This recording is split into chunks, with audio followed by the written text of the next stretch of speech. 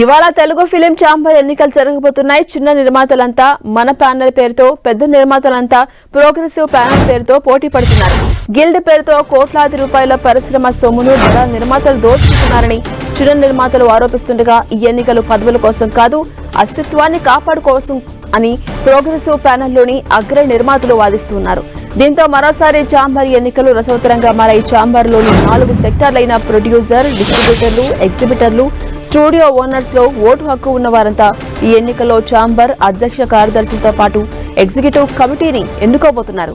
ఉదయం 8 గంటల నుంచి మధ్యాహ్నం 1 గంట వరకు పోలింగ్ జరగబోతుండగా సాయంత్రం 6 గంటల వరకు ఫలితాలు వెల్లడికబోతున్నాయి.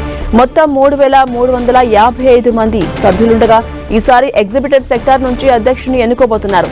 ప్రస్తుత ఫిలిం ఛాంబర్ కార్యవర్గ పదవీ కాలం జూలైలోనే ముగిసినప్పటికీ పలు కారణాల వల్ల ఎన్నికలు వాయిదా వేశారు. ఛాంబర్లో సర్వసభ్య సమావేశం తీర్మానం మేరకు ఈ ఏడాదిలోపే ఎన్నికలు నిర్వహించాలి అన్న ఏకాభిప్రాయంతో చివరకు ఈ నెల 28న డేట్ ను ఫిక్స్ చేశారు. ఇక ఓటు వినియోగించుకునే వాళ్లలో నిర్మాతలు 1703 మంది, డిస్ట్రిబ్యూటర్స్ 631 మంది, ఎగ్జిబిటర్స్ 916 మంది, స్టూడియో సెక్టార్ నుంచి 105 మంది సభ్యులుండగా మొత్తం 3,355 మంది తమకు నచ్చిన ప్యానెల్లోని సభ్యులను అధ్యక్ష కార్యదర్శులతో పాటు 32 మంది కార్యవర్గ సభ్యులకు ఓటు వేస్తారు. ఈసారి ఎన్నికల్లో చిన్న నిర్మాతలంతా ఒకటయ్యారు.